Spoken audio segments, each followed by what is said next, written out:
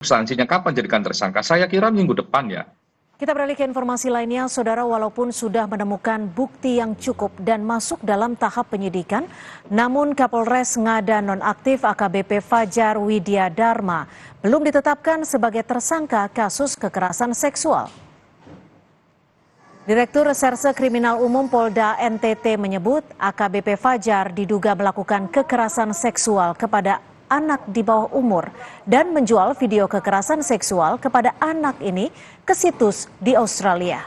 AKBP Fajar belum ditetapkan sebagai tersangka karena belum menjalani pemeriksaan sebagai tersangka. Sebab saat ini mantan Kapolres Ngada nonaktif sudah ditangkap dan ditahan oleh Mabes Polri.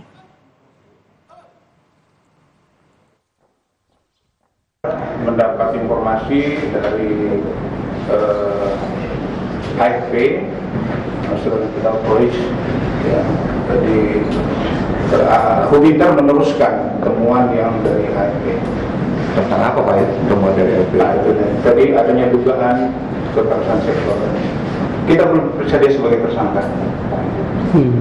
Ya, karena kemarin sudah pada tanggal 20 sudah dibawa ke Jakarta. Terima kasih. Berdasarkan informasinya sebenarnya ada 3 apa 1 orang korban? Korban 1 orang, anak. Dinas Pemberdayaan Perempuan dan Perlindungan Anak DP3A Kota Kupang mengecam keras dugaan tindakan kekerasan seksual Kapolres Ngada nonaktif. Anggota Polri seharusnya wajib melindungi dan mengayomi masyarakat, apalagi seorang Kapolres. DP3A Kota Kupang meminta korban dan keluarga segera diberi pendampingan sebab bisa menimbulkan trauma seumur hidup. Ada toleransi apapun terhadap kasus-kasus kekerasan terhadap anak, terutama kasus kekerasan seksual. Karena apa? Kasus kekerasan seksual ini dampaknya sangat luas pada anak sendiri. Nah, apalagi dilakukan orang yang harus melindungi terhadap anak. Tugas polisi kan mengayomi, melindungi. Nah, harusnya mereka ketika kita ada kasus dan melaporkan ke polisi, kita merasa aman dan nyaman. Anak-anak ini dan keluarganya dilindungi, kemudian mereka secepatnya mendapat pendampingan. Anggota Komisi 3 DPR RI dari fraksi Partai Nasdem, Rudianto, lalu meminta Kapolres Ngada yang terlibat kasus kekerasan seksual dan narkoba segera diberhentikan secara tidak hormat dan diproses pidananya. Lalu bilang kasus ini telah mencederai institusi Polri dan menurutnya tidak perlu diberi maaf. Saat ini sang Kapolres menurut Lalu sudah menjalani proses hukum. Pornografi ini disebar ke Australia kalau tidak salah. Ini lebih mencoreng lagi citra Polri di dunia internasional. Sehingga perilaku oknum seperti ini tidak ada kata maaf, tapi harus ditegakkan hukumnya. Perbuatannya harus dihukum setimpal dengan perbuatannya. Hukuman harus setimpal dengan perbuatan. Sudah dinonaktifkan, sekarang diproses hukum. Sudah diproses hukum, kasih hukuman pemberhentian, mencatan, lalu kemudian dipidanakan untuk diminta pertanggungjawabannya.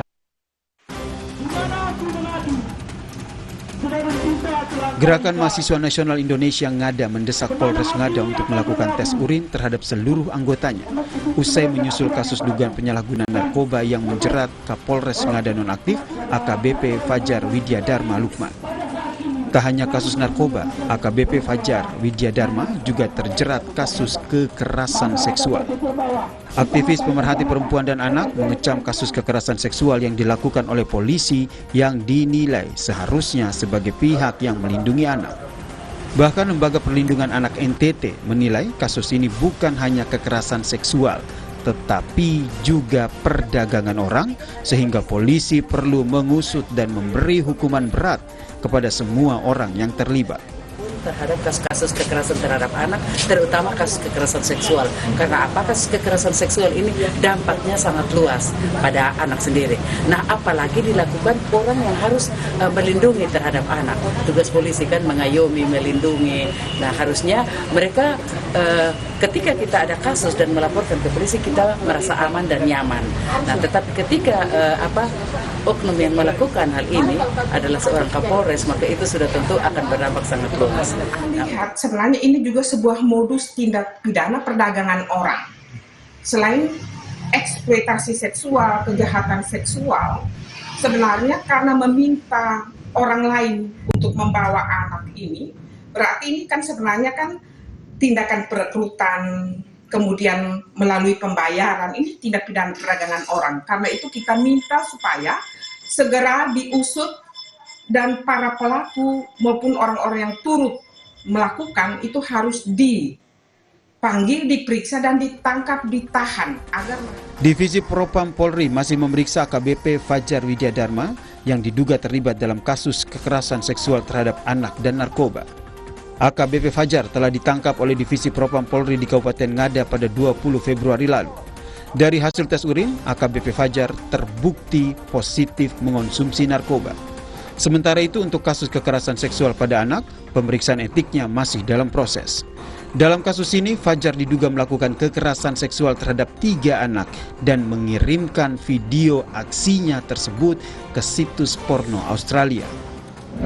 Transparansi dan akuntabilitas Polri ini menjadi tanggung jawab Polri pada publik, maka Bapak Kapolri sangat berkomitmen untuk hal itu.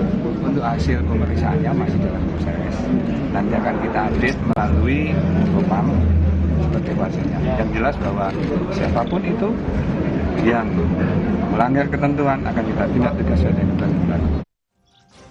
Hingga saat ini Mabes Polri belum menetapkan AKBP Fajar Widyadharma sebagai tersangka, baik di kasus narkoba ataupun di kasus kekerasan seksual. Tim Liputan, Kompas TV. Saudara, walau terjerat 2 kasus besar, yakni narkoba dan kekerasan seksual, namun Kapolres Ngada nonaktif masih belum ditetapkan sebagai tersangka. Padahal polisi telah memiliki bukti permulaan yang cukup dalam kasus ini. Kita akan bahas bersama Komisioner Kompolnas Hoirul Anam. Selamat petang, Pak Hoirul. Terima kasih sudah bergabung bersama kami di Kompas Petang. Selamat petang, apa kabar?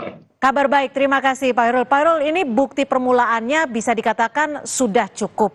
Tapi hingga saat ini belum ditetapkan sebagai tersangka untuk AKBP Fajar. Apa yang menjadi alasan dibalik penetapan tersangkanya ini? Belum ditetapkannya ini. Yang kami dapat kabar adalah secara teknis memang AKBP Fajar ada di Jakarta. Sedangkan prosesnya ada di sana ya, di NTT sana. Sehingga memang secara teknis penetapannya nunggu proses yang di Jakarta. Yang di Jakarta ini adalah proses Propam. Sampai hari ini tadi saya tanya ke Propamnya, prosesnya sudah selesai, sekarang di Waprov, kemungkinan besar minggu depan sudah ada sidang etik. Saya kira ketika sidang etik itu langsung simultan ada penetapan tersangka. Dan penetapan tersangka itu saya kira kalau lihat konstruksi peristiwanya tidak hanya tunggal AKBP Fajar, tapi juga pelaku-pelaku yang lain. Dan ini walaupun cukup lama ya, menurut saya makan waktunya, tapi kalau lihat dari konstruksi peristiwanya, mengurai siapa orang-orang yang terlibat di sana, ya kita apresiasi terhadap kepolisian membongkar ini semua. Kalau informasi yang didapatkan Kompolnas, siapa-siapa saja pihak yang terlibat, Pak Hoirul? Yang pasti adalah orang kalau dalam kekerasan seksual ya, yang menyediakan anak, menyediakan fasilitas itu pasti akan kena. Jadi tidak hanya Fajarnya, tapi orang yang terlibat dalam itu. Kalau dalam konteks pidananya TPPU memang dapat gitu. Dan orang-orang yang terlibat di sana saya kira juga potensi untuk dijadikan tersangka. Nah, kapan, kalau pertanyaan substansinya kapan jadikan tersangka? Saya kira minggu depan ya. Karena minggu depan sudah ada sidang etik, kemungkinan besarnya begitu, langsung segera itu ada penetapan tersangka. Ya, karena meskipun minggu depan sebenarnya bisa dikatakan cukup lama ya, karena ini adalah kasus yang bisa dikatakan berat dan juga dilakukan oleh seorang kepala Polres. Pak Hoirul, ini kan bukan hanya... Ya, ini kan bukan hanya memalukan institusi Polri, tapi bisa dikatakan sudah mencoreng nama negara karena kabarnya video yang dilakukan ini dijual ke Australia. Bagaimana Kompolnas melihat kasus ini? Iya, kalau dalam konteks seperti itu memang ini nggak ada kata lain untuk ya dihukum seberat-beratnya. Ini Apa problemnya hukuman paling berat untuk tindakan kepada Kapolres ini, Pak Hoirul?